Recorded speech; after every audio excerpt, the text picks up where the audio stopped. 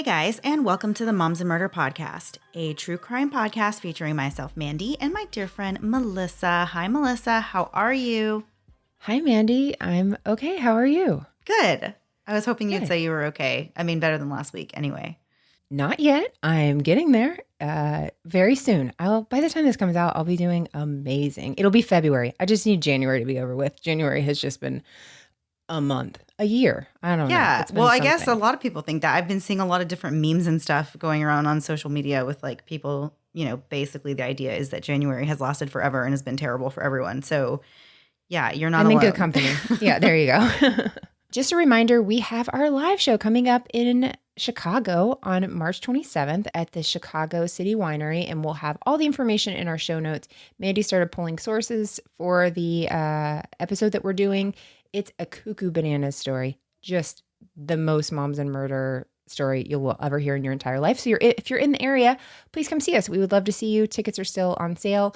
Check that out again in the show notes. Very exciting announcement there, but we'd love to see you. Yeah. And it's coming up. I mean, I feel like it's not like that soon, but I feel like it is coming up kind of fast. I don't know. I mean, it'll be here before we know it. We'll be saying, we have plenty of time. We have plenty of time. And then we'll be on an airplane, like just full blown panic attack. So we'll see what happens. Yeah. We'll do our best. For sure. It'll be great. Absolutely. So we'll get right into this week's episode. This episode was actually suggested to us in our Facebook group several weeks back, maybe even months ago now. I really don't remember. I think I accidentally missed it. Somebody had posted it on there's a post in our Facebook group where people can leave suggestions, and I just never saw this one until I was looking through it again recently, and I stumbled on it and it caught my attention. Mostly because I couldn't believe that I had never even heard about this before. This week's story involves a celebrity, which is Woody Harrelson. And when you think of Woody, you probably think of his roles in hit movies and TV shows, including Cheers, which is where he got his big break, movie Natural Born Killers, The Hunger Games, and even Zombieland. But what you probably don't think about Woody Harrelson, and maybe you're hearing this for the first time right now, is that Woody has a very close connection with a man that is responsible for as many as 24 killings. And that man is Woody's own father, Charles Harrelson, who lived a wild, high-stakes life after becoming involved with the Sicilian mob in the 1960s. So today's episode is about the contract killings of Charles Harrelson, the hit that finally sent him to prison, and some really interesting allegations about being an accomplice in the assassination of John F. Kennedy. So there are multiple locations in this story, and most of them are in Texas, but the murder that Charles Harrelson is the most notorious for happened in San Antonio. So before we get into the story this week, we're going to tell you a little about San Antonio in this week's segment of We Googled This City. And I don't remember if we talked about San Antonio before. Doesn't it seem like it's familiar? But I don't think these facts have We've been in anything to Texas do a with lot, so it wouldn't surprise me if we've done San Antonio once before. Okay, so there's a chance some of these are repeats, but I really don't think they are. I felt like I went at least on page 2 of Google for some of these facts. So San Antonio is located in Texas, as we said, and has a population of around 1.5 million residents, making it the 7th most populated city in the U.S. San Antonio is also the most visited city in Texas and 17th most visited city in the country. I assumed Austin would be higher on the list, wouldn't you? Yeah, I know people go to San Antonio, but I really did think Austin would have been number 1 there. So the Alamo in Texas is located in San Antonio, and it brings in more than 2.5 million visitors a year, making it the most visited place in all of Texas. And right across the street from the Alamo, the very first Church's Chicken, oh, that's a rough one to say. The very first Church's Chicken opened its doors in 1952. Marriage Island is a heart-shaped island that's located on the San Antonio River, and it's estimated to be the spot of 225 weddings every year. So keeping with this love theme, Amazon.com named San Antonio the most romantic city in all of the U.S. in 2014, based on their sales of steamy romance novels, love-focused music, and even relationship advice books. And Mandy, since Valentine's Day is right around the corner, I've made a top 5 list to share with you all. It's a top 5 terrible pickup lines and the crimes that will likely be committed by the people who say it. So I took it to a dumb level and then just kept going. So Mandy, number 5. Here is the number 5 pickup line. I was wondering if you had an extra heart. because mine was just stolen. And clearly, this guy is going to sell your organs on the black market. Don't trust this one. So number 4, there must be something wrong with my phone because it doesn't have your number in it. And this guy is apparently an idiot, and he's going to likely kill you in a number of ways by accident. And then he won't even be able to call 911 because he doesn't even understand how phones work. So not my best work. Number 3, you owe me a drink because when I looked at you, I dropped mine. That's so terrible. Isn't that the dumbest thing you've ever heard? I rolled my eyes even writing that. Littering and stabbing. That's what he's going to do. He's throwing glass on the ground and then he's just picking it up to do something terrible. Big, big no on this guy. Number 2, I've lost that loving feeling. Will you help me find it again? This guy is going to kill you at karaoke. Stay away from all microphones with wires on it. Only wireless microphones. This guy is bad, bad news. Plus, he's terrible with puns. Last one, number 1. This one's really rough. Go ahead. Hold on. Let me see if I can do it. Go ahead. Feel my shirt. It's made of boyfriend material.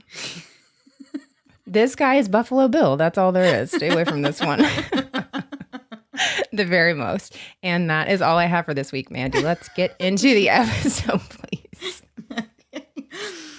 Charles Harrelson was born in Lovelady, Texas in July of 1938. There wasn't really a lot of information to be found about his early years, but when he was a young adult, he served in the U.S. Navy and eventually made his way to California, where he became an encyclopedia salesman. At some point around this time, he married and divorced wife number 1. There would actually end up being either 4 or 5 wives in total, depending on what source you read.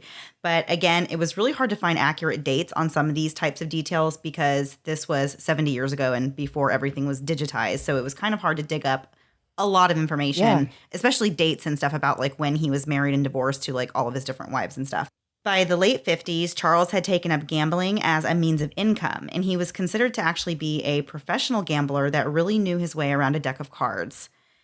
In 1959, Charles married his second wife, Diane Lou Oswald, and the two of them had 3 children together, Brett, Jordan, and Woody Harrelson. Woody and his siblings didn't exactly have an ideal childhood. Their dad, Charles, was gone frequently, and by this time, he had also begun kind of his foray into a life of crime. In 1960, he was arrested for robbery and sent to prison, but he was released early for good behavior. But even once he was out, he continued to be drawn to this riskier side of life. So Woody in particular really struggled as a child with anger issues, and he was even kicked out of preschool as well as the first grade. By 1964, Charles's marriage to Diane had deteriorated to the point of divorce, and Charles left the family behind, and Woody was 7 years old at this time. His mom really tried to protect him and his siblings from the truth about their dad and never spoke ill of Charles around them, and she eventually moved the children to Ohio and left Charles behind in Texas to do, his thing. Charles bounced around different jobs, but by the late 60s, he was a full-time gambler, spending all of his time and all of his money trying to make money. That's how gambling works, but often it's not how gambling works. Right. So it was in this setting, this world of gambling and these big debts, that Charles found himself sucked into a life of organized crime as a means of funding this gambling habit. He eventually took a very risky loan from the Sicilian mob, which was ultimately how he ended up working as a contract killer for them so that he could repay this debt that he had borrowed from them to pay off his gambling debts. Charles did several other jobs for the mob, including drug smuggling and collecting gambling debts that were owed to them, by other people as well. Some of Charles's first paid hits happened in 1968. By this time, he had met a new love interest named Sandra, who he allegedly manipulated and coerced into helping him pull off one of his first hits. According to Sandra, the relationship only lasted a little over a year, and the entire relationship was pretty tumultuous. She was in her early 20s and had recently left her young child with her mom to move to Houston. She had been married and divorced twice at this point and didn't really have any professional skills to speak of. Charles quickly charmed her and convinced her to take off to Vegas with him.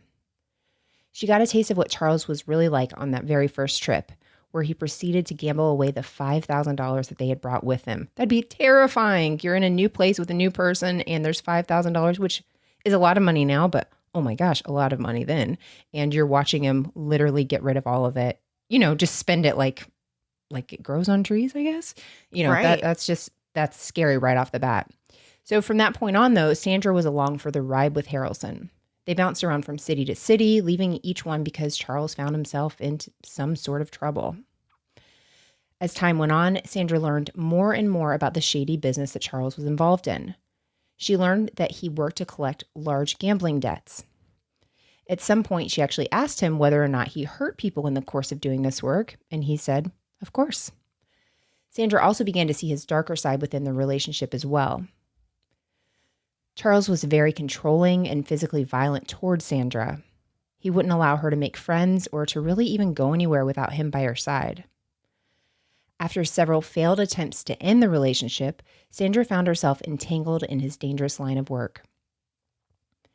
Charles told Sandra that he had been tasked with the job of collecting debt from a man named Alan Blurg. In return for getting the money, he would be rewarded with $2,000. One Tuesday afternoon, Charles came home and forced Sandra to participate by making her call Alan on the phone and lure him to a bar called the Brass Jug Club. She was instructed to make Alan believe that she wanted to perform sexual favors for him so that he would be enticed to show up. That night, Alan met some friends at the club, and at around 8:30 p.m., he announced that he was going to meet up with a woman and said that he would return shortly, but he never came back. And we're going to talk about exactly what happened to Alan after a quick break to hear a word from this week's sponsors.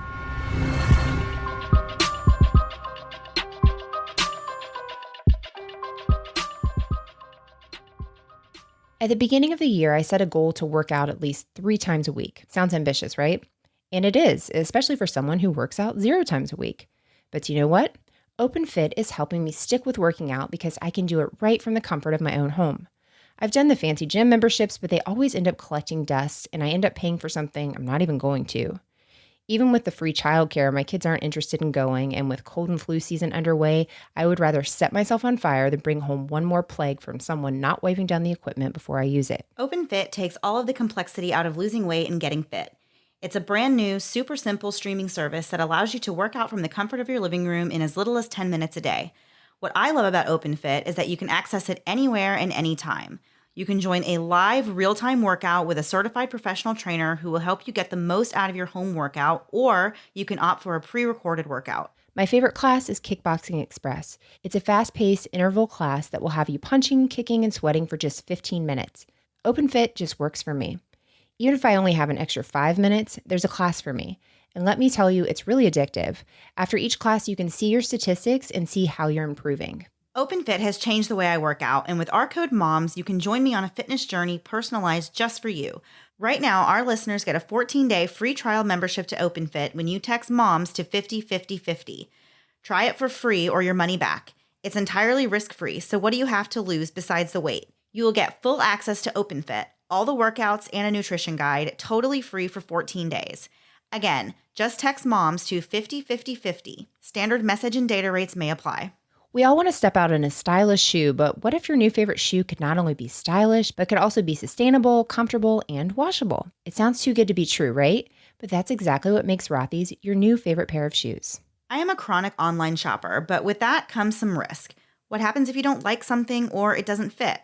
You don't have to worry about that with Rothy's because Rothy's comes with free shipping, free returns, and exchanges, so there is no risk, no worries, and no reason not to try. Plus, Rothy's is constantly adding more shoes to their inventory. They have tons of playful designs, styles, and add fun pops of colors to perk up every outfit while you still look professional and polished. I chose a pair of steel gray slip-on sneakers because I knew they would go with literally everything, including skirts and dresses. And thank goodness they are machine washable because I wear them basically every day and have since the very first day I bought them. Anytime they need a refresh, I throw them in the washer and they come out looking and feeling brand new. And it will blow your mind that Rothy's are actually made from repurposed plastic water bottles. In fact, Rothy's has diverted over 35 million water bottles from landfills already. Check out all the amazing styles available right now at rothys.com/moms. Go to rothys.com/moms to get your new favorite flats. Comfort, style, and sustainability. These are the shoes you've been waiting for. Head to rothys.com/moms today. And now back to the episode. Before the break, we were talking about how Charles Harrelson, with the help of his girlfriend Sandra, had lured Alan Berg to a nightclub so that Charles could intercept him and collect a large debt that Alan allegedly owed. Alan was a 31-year-old family man with a pregnant wife and 2 young children. He and his father, Nathan, co-owned a carpeting company called Imperial Carpets, and Alan was really reaping the benefits of owning a successful business. He was making $500 a week, and that is equal to about $3,750 in 2020. So he and his family were pretty well off. Much like Charles, Alan had a bit of a gambling problem and was involved in the seedier underbelly of society. I read reports that Alan and his father sometimes used shady business tactics that really worked in their own favor financially, and they basically had no problem trampling on everybody else if necessary. One person that had a particular problem with Alan was a man named Frank DeMaria. Frank was a fellow mobster who happened to own a competitive business to the Berg's carpet business, and there was allegedly some bad blood between these two companies after Frank says that Alan and his father ripped them off on a carpet deal. As it would turn out, Frank actually hired Charles Harrelson to murder Alan Berg, not to collect on a debt as Charles had told Sandra. When Alan went out to the parking lot that evening to meet this mystery woman from the phone call, Charles abducted him at gunpoint, and Sandra was also in the car while this was taking place. Once Alan was in the backseat of the car, Charles drove him out to a secluded spot and ushered him out of the vehicle. Moments later, he shot Alan in the head. Sandra was absolutely horrified as she really had no idea that Charles was going to murder this man, but Charles told her that she really needed to, keep it together or she would suffer the same fate. Alan's body was placed in the trunk of the car and eventually dumped at a beach near Freeport, where it would remain for 5 months before being discovered. Both Charles and Frank DeMaria were indicted on murder charges, but during the trial, the defense claimed that Alan was kind of a shady character who had made a lot of people mad in the past, and they argued that there were as many as 11 different men who had a motive to kill Alan, and that there just wasn't sufficient evidence to convict Harrelson. In the end, he was acquitted of that murder in September of 1970, but his days of contract killing were far from being over. A very short while later, Charles was back in the courtroom on another murder charge after evidence came out that he was involved in the death of another man named Sam DeGilia. Sam's murder took place very close to the same time that Alan Berg was actually killed. Sam was a local grain dealer and father of 4 children. He was in business with his lifelong best friend, Pete Scamardo. But Pete wasn't just involved in the grain business. He had a second job trafficking heroin across the Mexican border. And it just so happened that Charles Harrelson was working with him to distribute the drugs once they were here on U.S. soil. At this time, Sandra was still in the picture, and she later told investigators that she first met Pete under the impression that he was an old friend of Charles's. Around the same time Alan was killed, Pete showed up with a shipment of heroin that he had smuggled across the border, and he wanted Charles to sell it. Charles said he wouldn't be able to sell the heroin in Houston, but that he had the name of a contact in Kansas City, so they set off on a road trip. However, Harrelson actually lost the entire shipment of heroin in transport after a traffic stop. He was arrested and the drugs were seized. As you may have heard or seen in the movies, drug smugglers don't really like it when you lose their drugs. So as payment for losing the heroin, Pete persuaded Harrelson to murder his business partner, Sam. His motive for wanting Sam dead was money. He wanted to collect on insurance from their business partnership. There was $100,000 in life insurance up for grabs, and he intended to use half of it to pay off their business loan, and then he would keep the other $50,000 for himself, which would be around $369,000 today. Harrelson would receive $2,000 for this murder, which would be around $14,700 today. So both Scamardo and Harrelson ended up being indicted in this murder, and eventually Scamardo confessed to hiring Harrelson to kill his business partner. At the time of the indictment, Harrelson was still behind bars after being arrested in the Alan Berg murder.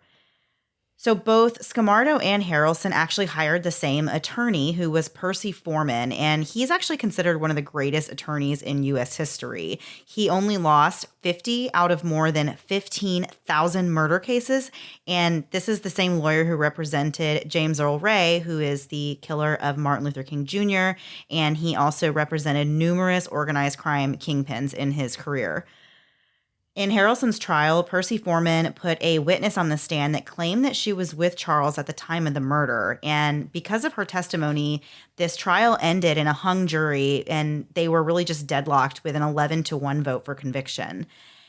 Then in 1972, Charles was retried for the murder. The witness from the first trial had since fled to Aruba and was not there to participate in the second trial. And so without her testimony, Charles was found guilty by the second jury. He was sentenced to 15 years in prison, but only spent 5 years behind bars after being released again for good behavior. And some say that he was released this time after providing information about another mob member. But this is so crazy to me that he had just been acquitted of a murder, and now he's back before a judge about another murder, and he's convicted. And the judge is like, okay, we'll give you 15 years. Like, that seems like such a light sentence to me.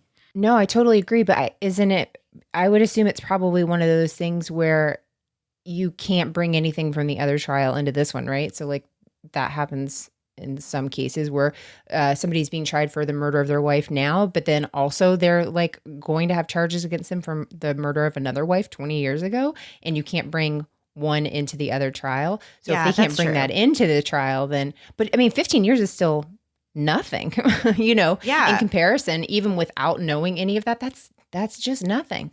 Yeah, it's really, it's mind-blowing to me.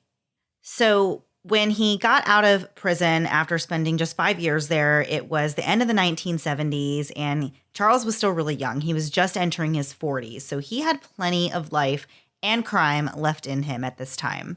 When Charles Harrelson was paroled in 1978, he was married to his third wife, Joanne, who he manipulated into committing crimes with him, much like he had done with his previous partners.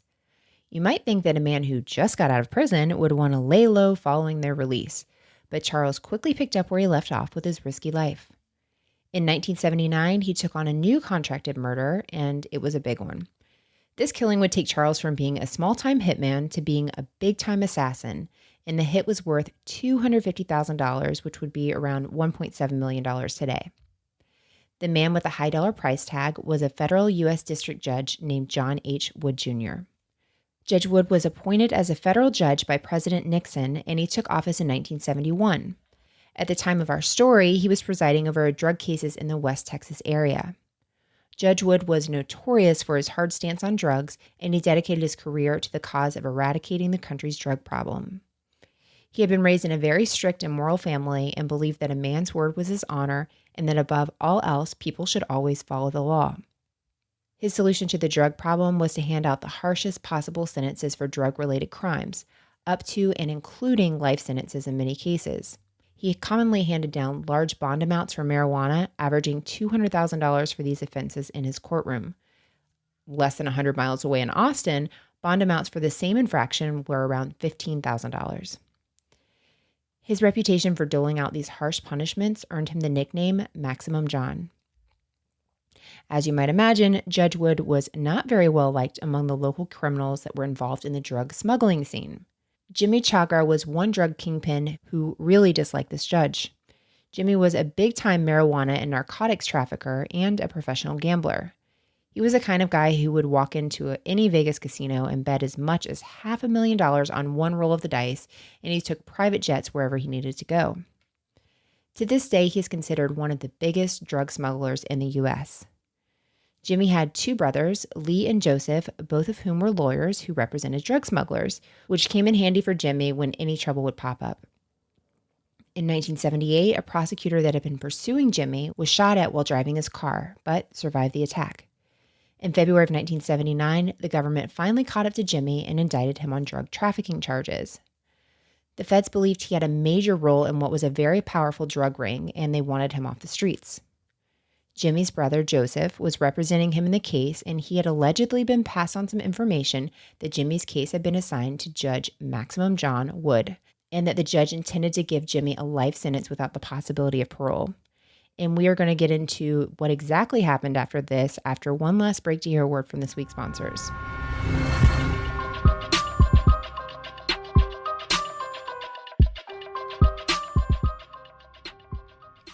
Almost 85% of all gifts on Valentine's Day are bought by women, which means most of us ladies are treating ourselves for the holiday.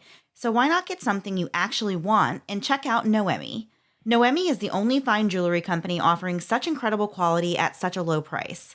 While I love nice jewelry, I am terrified to buy something like jewelry online because what if I don't like it or it doesn't fit? With Noemi, that's not a problem at all since you can return any order for a full refund, even engravings and custom designs.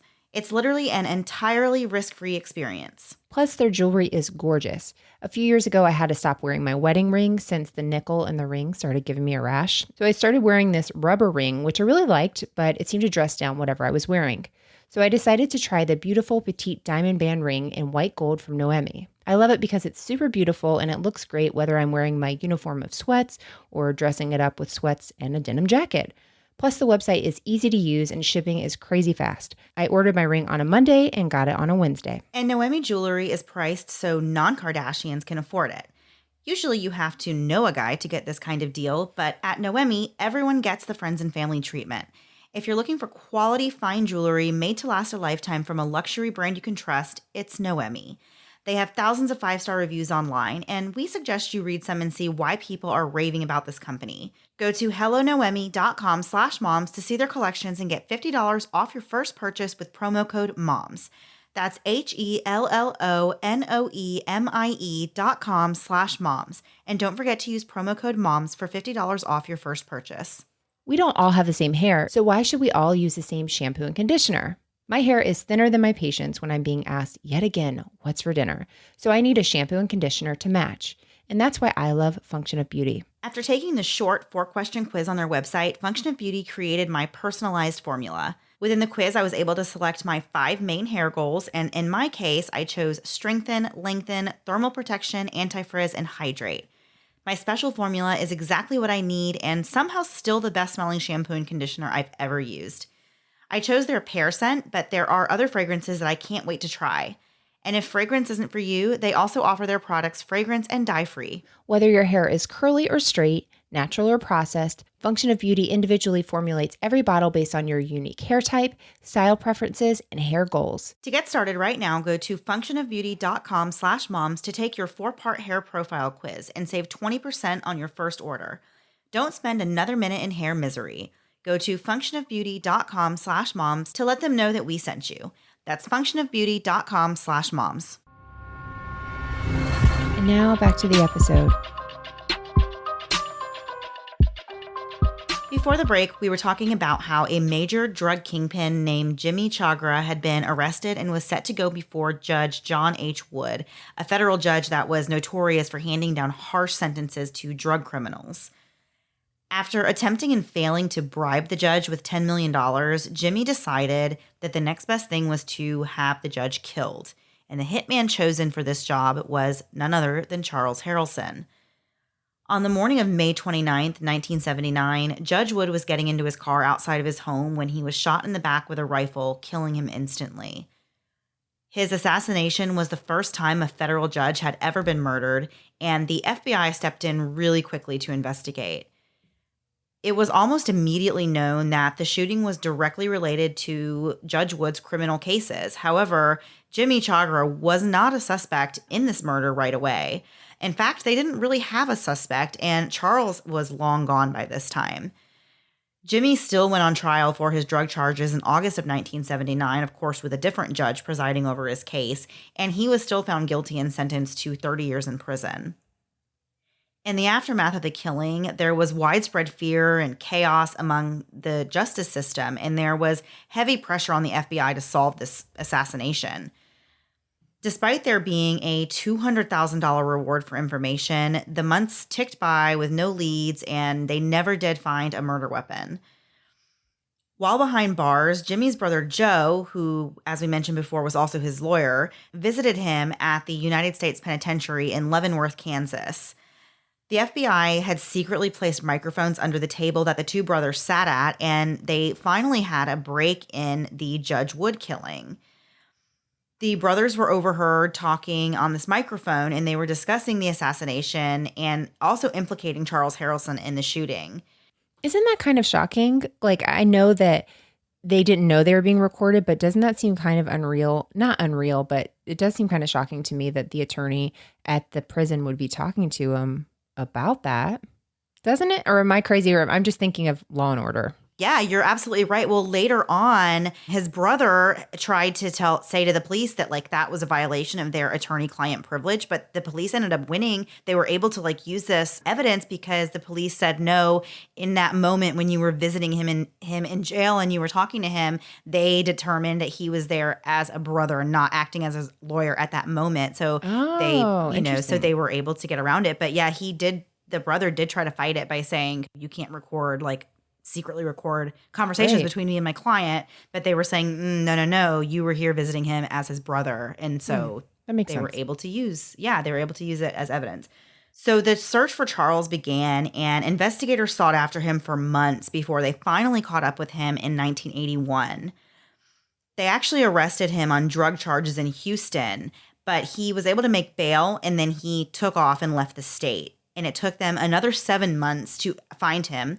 And he was later taken into custody while he was driving on I-10. And at the time of his arrest, he was high on cocaine and acting completely belligerent.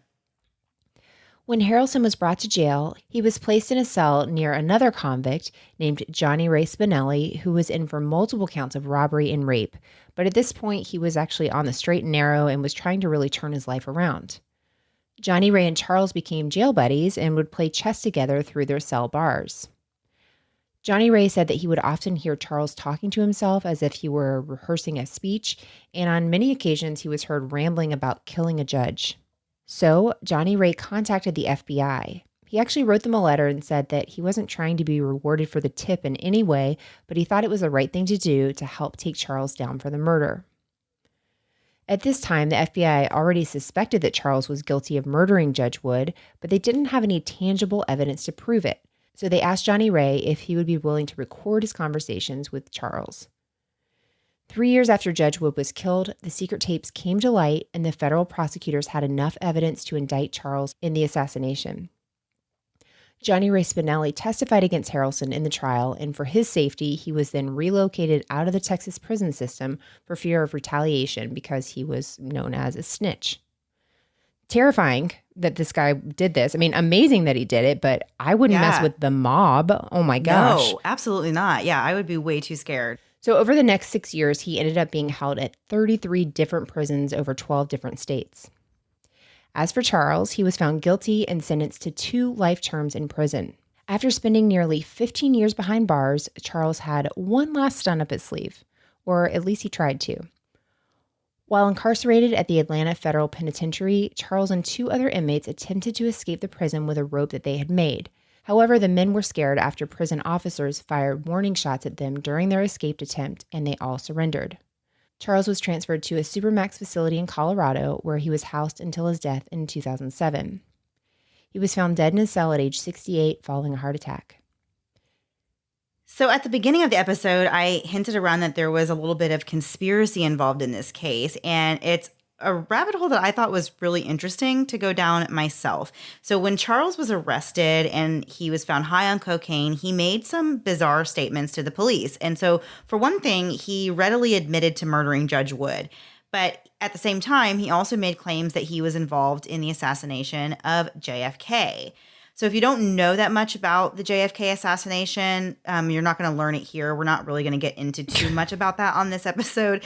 But the very basics are that President Kennedy was shot once in the back and once in the head while he was riding in a presidential motorcade in Dallas in 1963. And he was there on a political trip.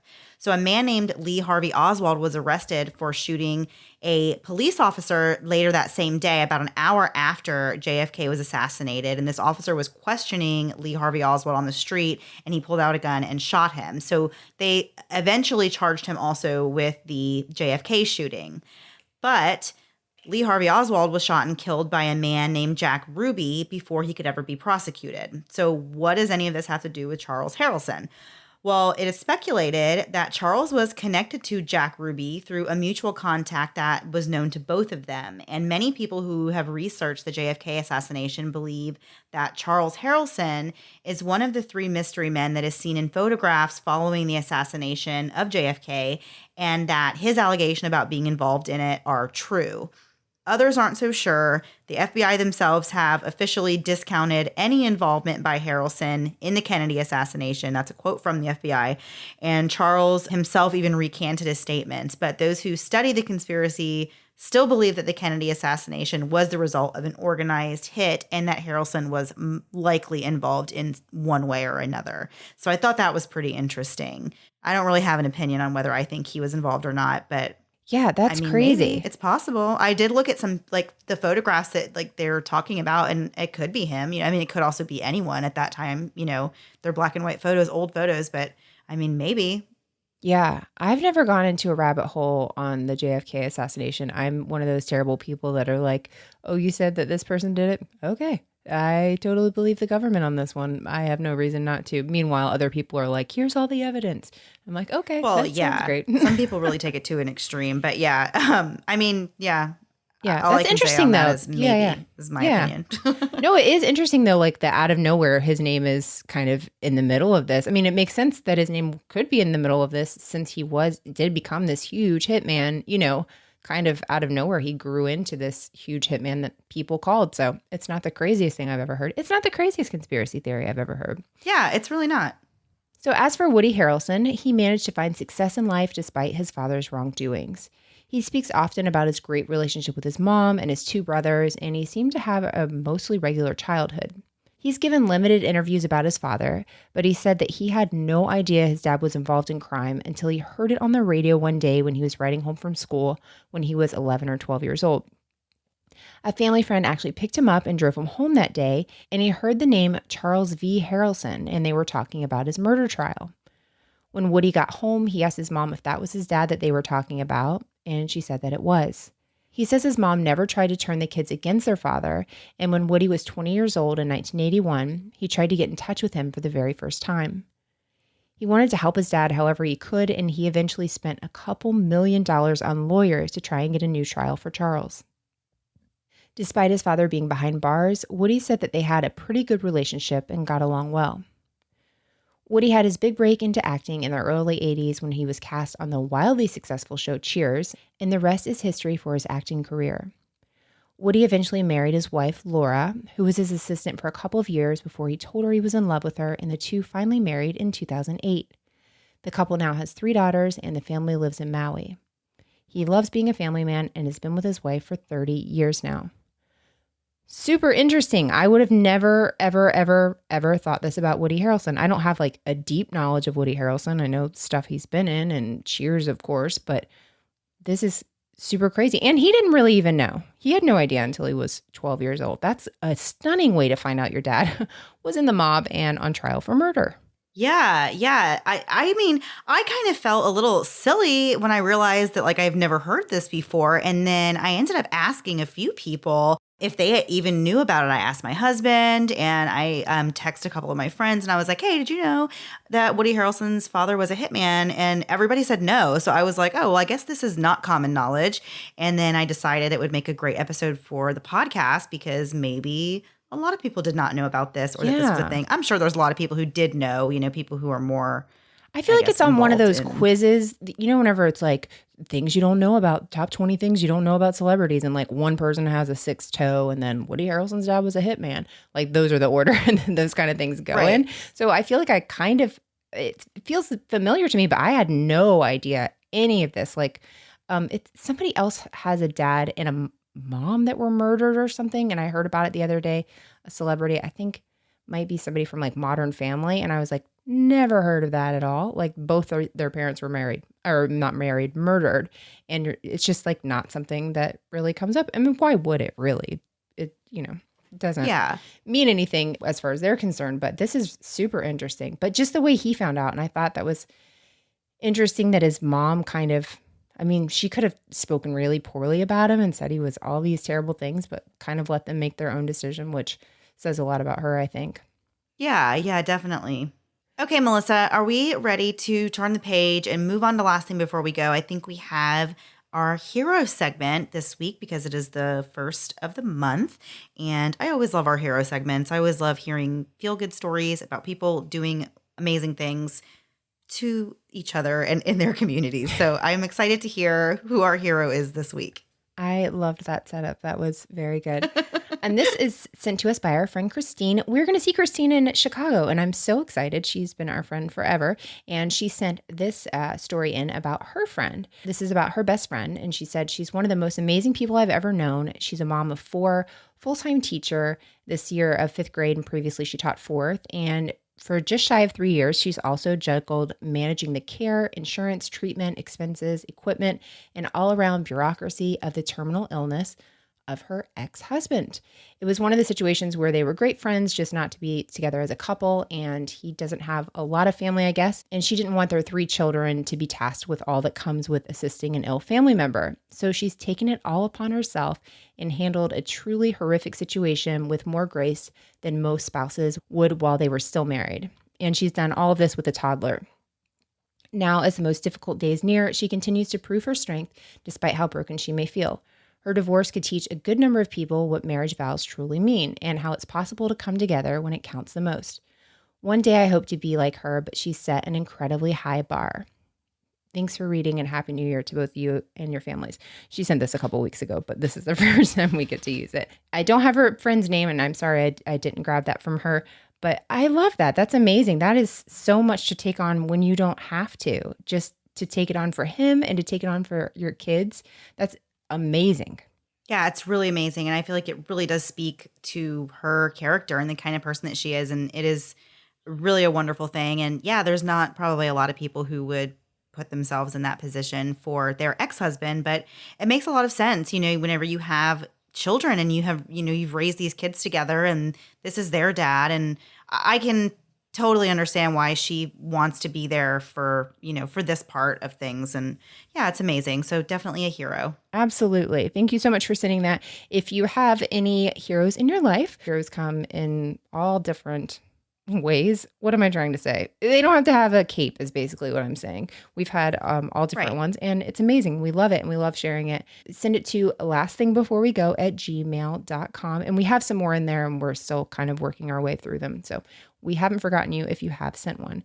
And also we want to remind you guys that if you're looking for bonus episodes or extra like cards, stickers, mugs, stuff like that, we have our patreon.com/momsandmurderpodcast where we do a bonus episode every month. And we also have all of our episodes uploaded on Sunday nights, ad-free. You get it first. And this month we did the disappearance of Adam Emery, which is a crazy story out of, where was it out of? New Hampshire? Rhode Island. Rhode Island. Dang it. My next guess was Connecticut. I knew the general area, and we literally just did this. But yeah, it's a crazy, crazy story, and we just published that. So if you're interested in bonus content, that's where it's at, patreon.com/momsandmurderpodcast.